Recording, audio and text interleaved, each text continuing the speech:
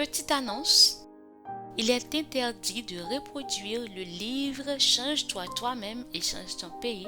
De ce fait, toutes les vidéos seront supprimées après les 21 jours d'éclat. Merci beaucoup. Chapitre 3. La responsabilité. Être responsable, c'est s'assumer.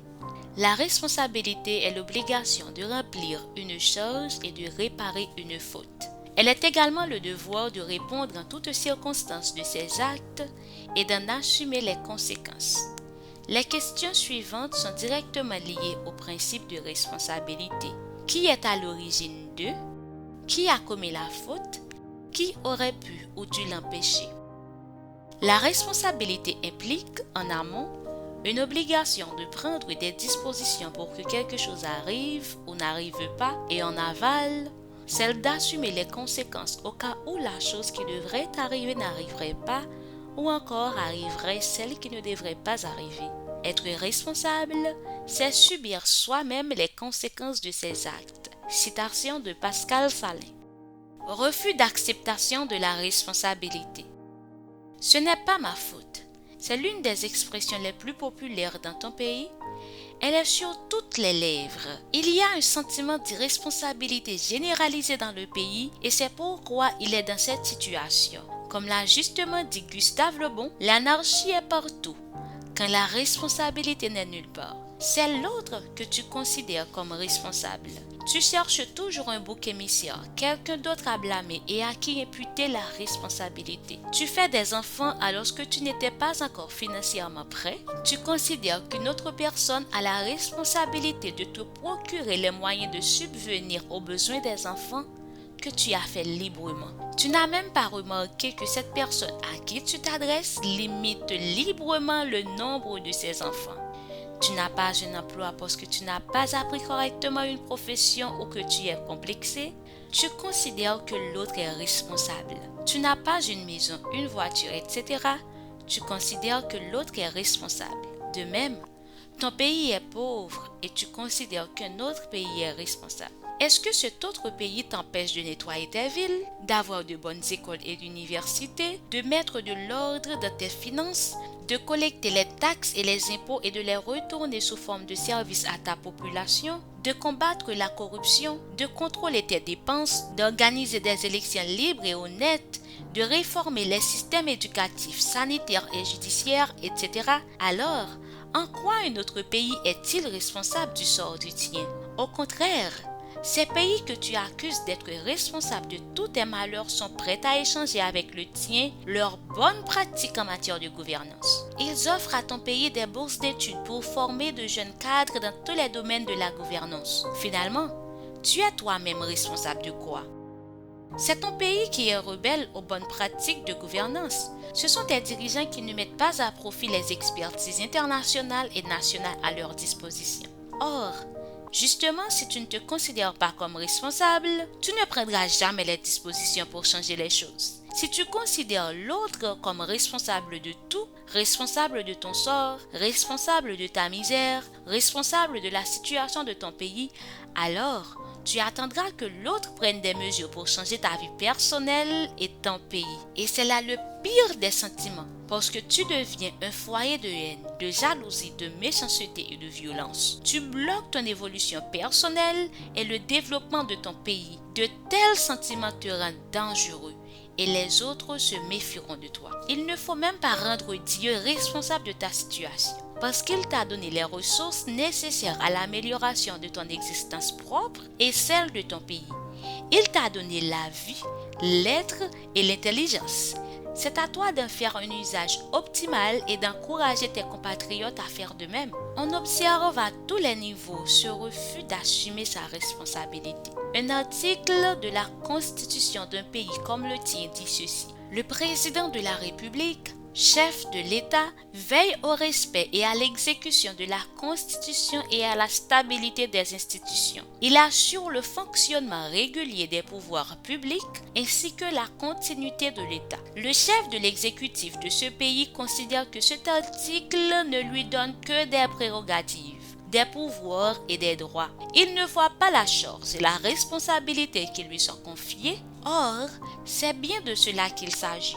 Dans un état de droit, une autorité n'a pas de pouvoir. Elle a des compétences que lui donne la loi et qu'elle exerce en pleine responsabilité. Si tu as une charge au sein de l'État ou d'une association ou encore d'une entreprise que tu n'es pas en mesure de remplir, au vu des résultats obtenus, le principe de la responsabilité veut que tu démissionnes. Or, justement dans ton pays, une autorité ne démissionne pas. C'est pourtant monnaie courante dans une démocratie. Tu comprends pourquoi ton pays fait du surplace tandis que les autres avancent. Responsabilité personnelle et responsabilité citoyenne. Il te faut aborder la vie avec le sentiment que tu es responsable. La véritable morale consiste à supporter soi-même les conséquences de ses actes et à ne pas imposer aux autres de porter le fardeau de ces conséquences. Citation de Alain Laurent.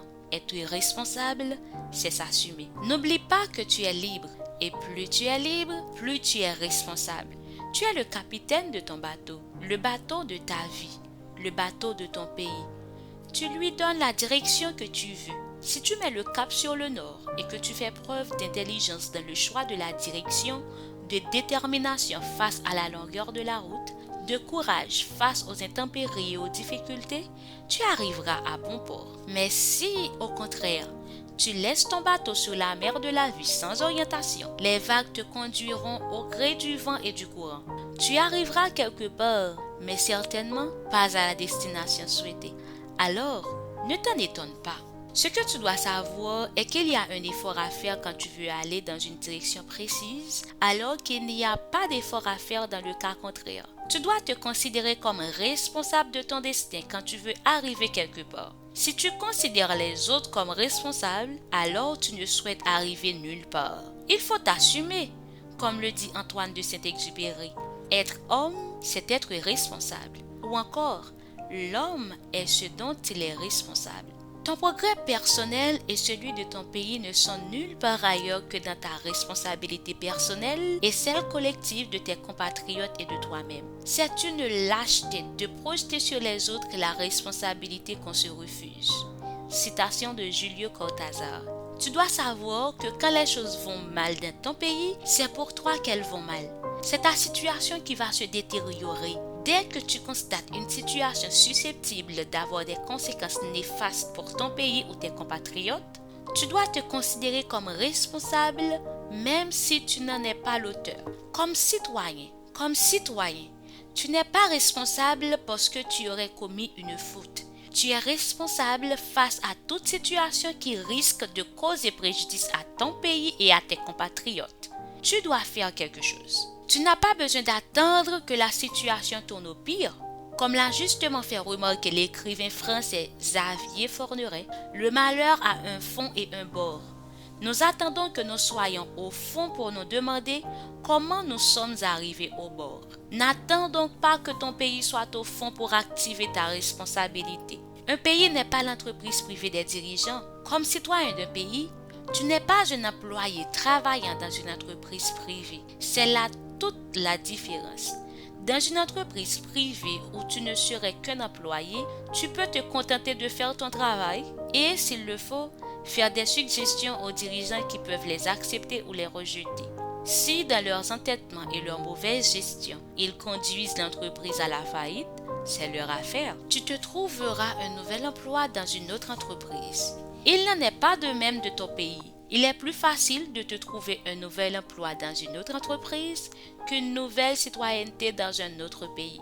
Si tu vois les dirigeants prendre le chemin de la faillite avec ton pays, tu dois faire quelque chose pour les en empêcher. Il faut convaincre d'autres compatriotes de la nécessité de faire quelque chose pour bloquer la dérive et bloquer les dirigeants à prendre la direction du progrès et du développement. Si tu ne fais rien, tu deviens complice.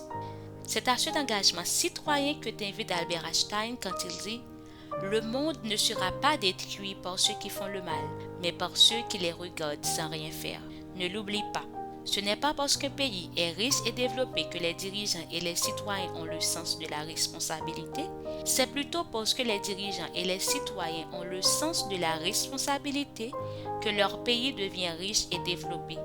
Ton pays peut devenir riche et développé aussi.